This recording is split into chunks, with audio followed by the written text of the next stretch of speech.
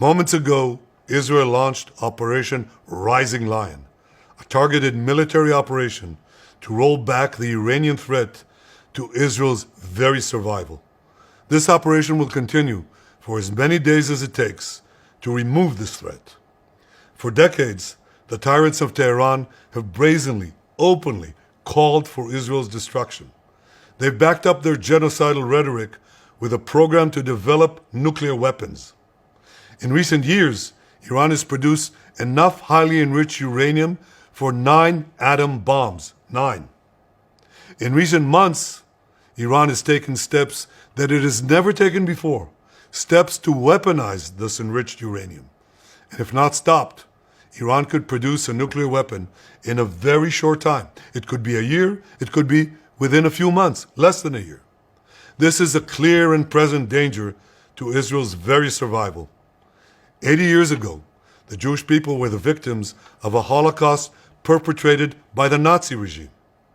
Today, the Jewish state refuses to be a victim of a nuclear Holocaust perpetrated by the Iranian regime. Now, as Prime Minister, I've made it clear time and again, Israel will never allow those who call for our annihilation to develop the means to achieve that goal. Tonight, Israel backs those words with action. We struck at the heart of Iran's nuclear enrichment program. We struck at the heart of Iran's nuclear weaponization program. We targeted Iran's main enrichment facility in Natanz. We targeted Iran's leading nuclear scientists working on the Iranian bomb. We also struck at the heart of Iran's ballistic missile program. Last year, Iran fired 300 ballistic missiles at Israel.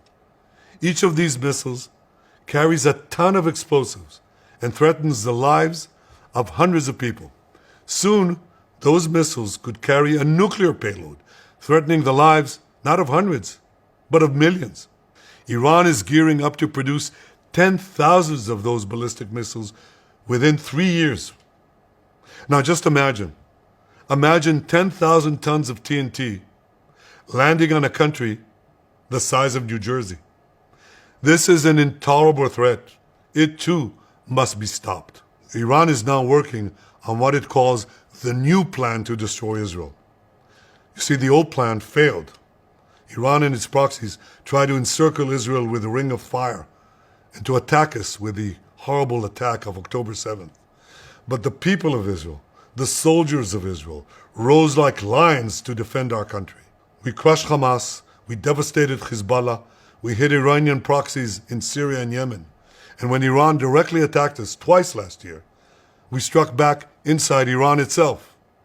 Yet in defending ourselves, we also defend others. We defend our Arab neighbors. They too have suffered from Iran's campaign of chaos and carnage. Our actions against Iran's proxy Hezbollah led to the establishment of a new government in Lebanon and the collapse of Assad's murderous regime in Syria. The peoples of those two countries now have a chance for a different future, a better future. So too do the brave people of Iran, and I have a message for them. Our fight is not with you. Our fight is with the brutal dictatorship that has oppressed you for 46 years. I believe that the day of your liberation is near. And when that happens, the great friendship between our two ancient peoples will flourish once again. I want to assure the civilized world, we will not let the world's most dangerous regime get the world's most dangerous weapons. And Iran plans to give those weapons, nuclear weapons, to its terrorist proxies. That would make the nightmare of nuclear terrorism all too real.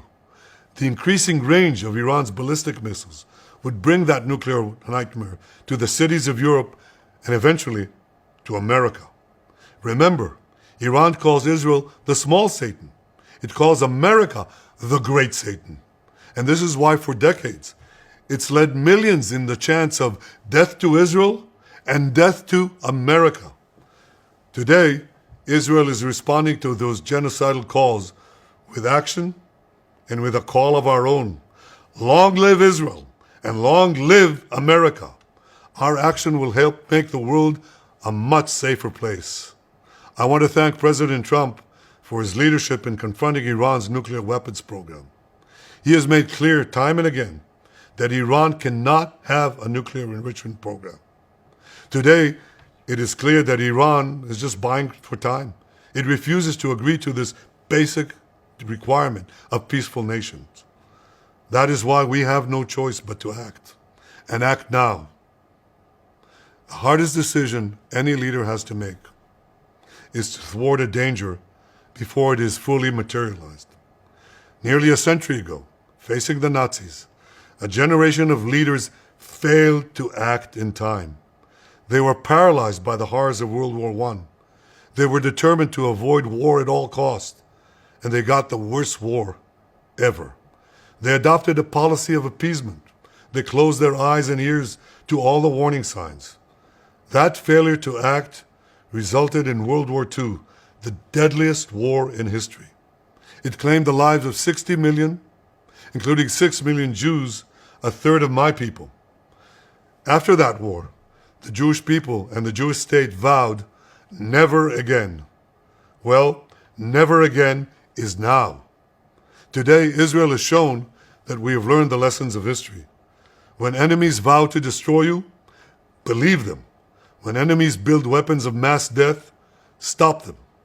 As the Bible teaches us, when someone comes to kill you, rise and act first.